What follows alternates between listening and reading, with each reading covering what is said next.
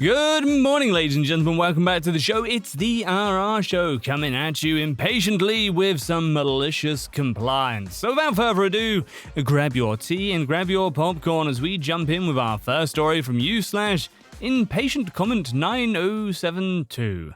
Nothing you can do about stolen food? Well, okay then.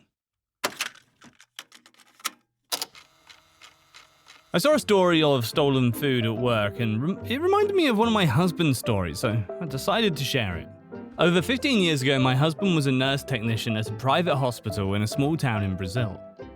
At the hospital, there was a constant problem of food being stolen from the employees' fridge. There were constant complaints, but the administration would just ignore them.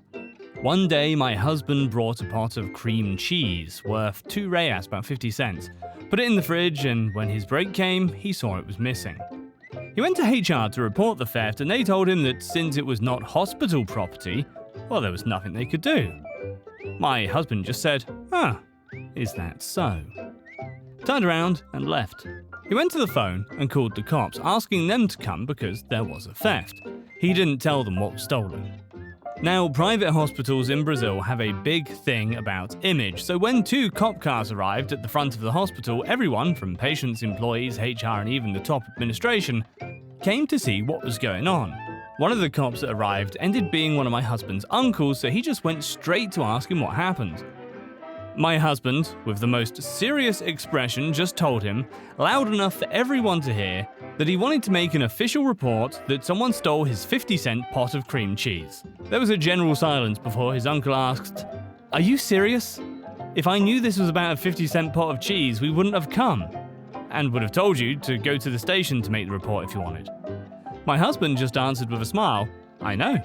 That's why I didn't say what was stolen. Now you have to make the report," which he did.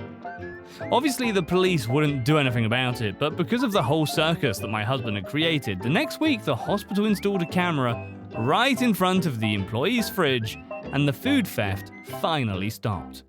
And next up is a story from Ice Arena, I think that is.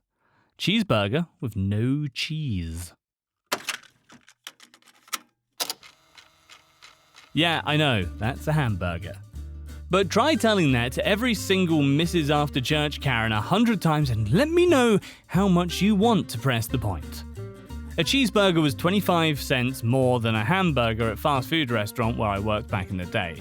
Eventually, I got tired of being yelled at for correcting and explaining that what people really wanted was a hamburger. This happened multiple times a month, mind you. I was not getting paid enough to stupid-proof hangry people's fast food orders, so I started ringing them up exactly the way they ordered. At first, I'd ring them up for a hamburger because I knew that's what they meant.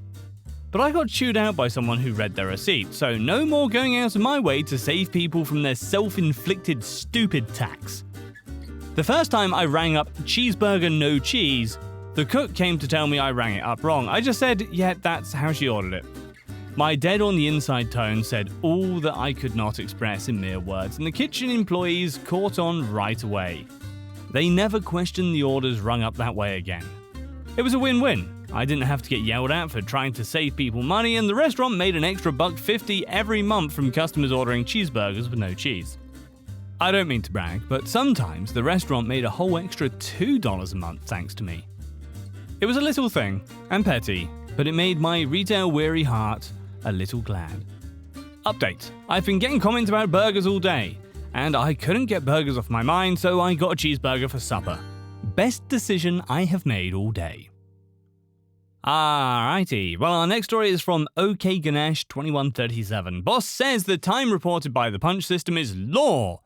Watch me use the law to my advantage. 8 or 9 years ago, I was a baker at a popular fast food chain in my country. I have always been a model employee, so one day I was surprised the manager asked me into her office. She reprimanded me because I had taken a 45-minute instead of 30-minute break one day the previous week. I remembered that day, and indeed I had taken more than the 30 minutes. 31 minutes to be exact.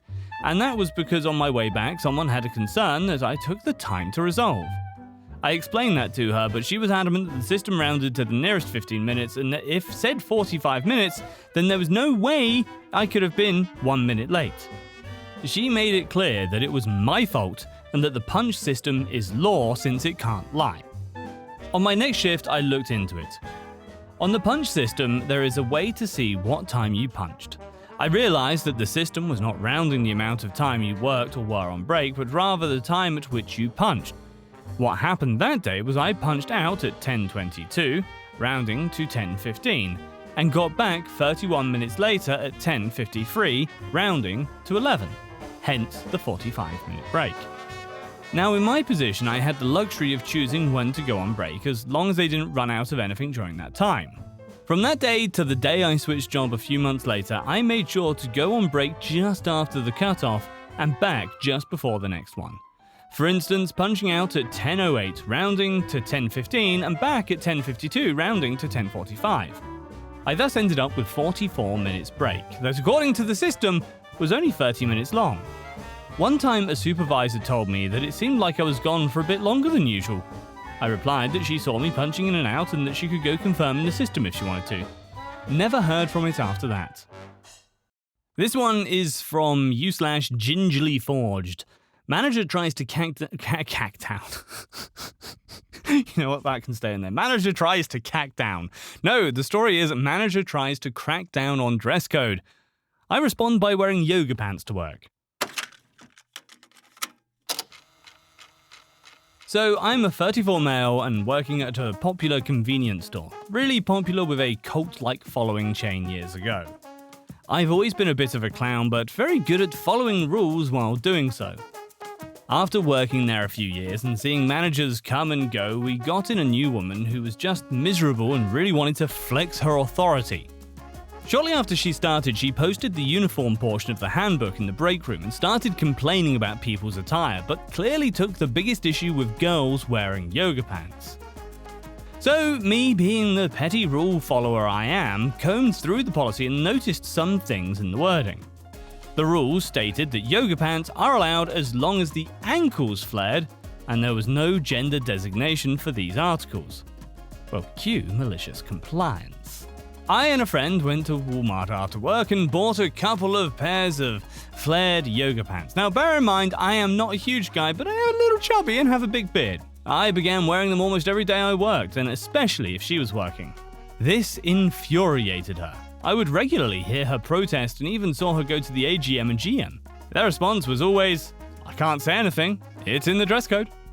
This continued for a month tops before she requested a transfer. But what made it even more fun was trolling weird pervert customers. They would stand at the deli area and gawk at the young ladies working, especially if they were bent over the hot food table. When I would notice this, I would sidle over beside them and give the boys two butts to look at before whipping my head around and making eye contact with them. The level of disgust on their faces just filled my heart with joy.